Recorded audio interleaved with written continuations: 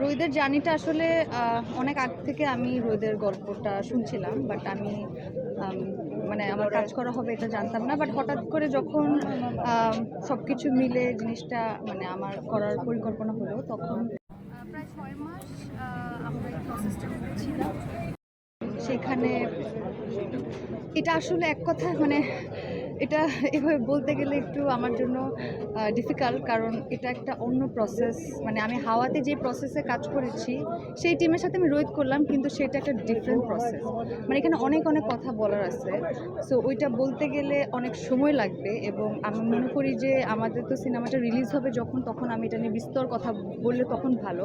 But এটা বলবো যে এটা হাওয়ার থেকে অনেক বেশি চ্যালেঞ্জ, অনেক বেশি মানে আমি আমার মনে হচ্ছিল আমি হাতড়াচ্ছিলাম চরিত্রটাকে কিভাবে পাবো, কারণ আমি রাস্তায় রাস্তায় পাগল খুঁজতাম, দেখতাম।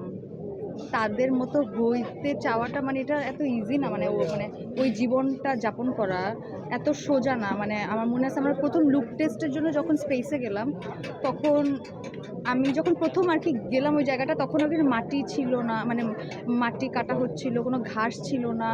আর এত সান, মানে আমাদের এতটুকু একটা শেডের জায়গা, এতটুকু একটা শেডের জায়গা ছিল যেখানে আমাদের টিম দাঁড়াবার মানে কেউ একজন সরলে আরেকজন দাঁড়াবে, এরকম একটা অবস্থার।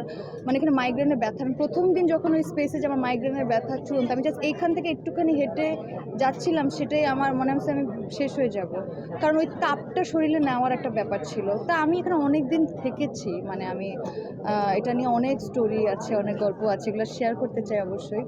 তো যেটা হয়েছে যে আমি যখন প্রথম বললাম যে লুক টেস্টে, তখন দেখলাম যে ওইখানকার অঞ্চলের স্পেসের মানুষদের সাথে আমাকে খুব আলাদা লাগছিল।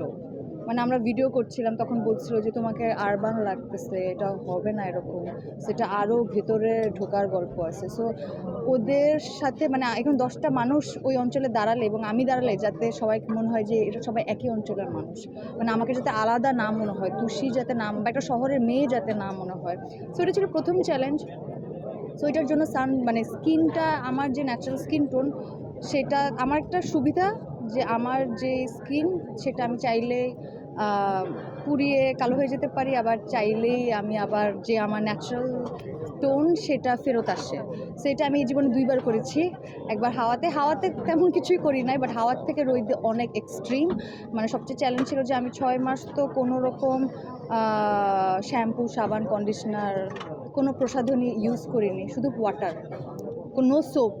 কারণ সোপ দিলে ক্লিন হয়ে যায়, আমি চাচ্ছিলাম আমার পোর্সগুলো বের হোক, মানে পোর্স বলতে মানে ফ্রেকলস থাকুক। আমার যে পান খেতে হতো, আর নর্মাল আমার মা পান খায়, তো পান খেলে আপনার দাঁতের মধ্যে এক ধরনের টেক্সচার আসে, ওইটা চাচ্ছিলাম। তো ওইটার জন্য আমি পান খাচ্ছিলাম, কিন্তু ওদের মানে যেইটা খেলে আমার কাজ হবে সেটা হচ্ছে ঝিনুকের চুন।